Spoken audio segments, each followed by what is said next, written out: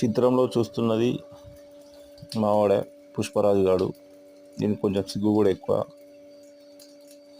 కానీ వీని కోపం ఎట్లా ఉంటుందంటే చూస్తే పీక కోసేస్తాడు, పీక కొరుకుతాడు. ఫ్లవర్ కాదు వీడు, ఫైర్. వాడు మర్డరే.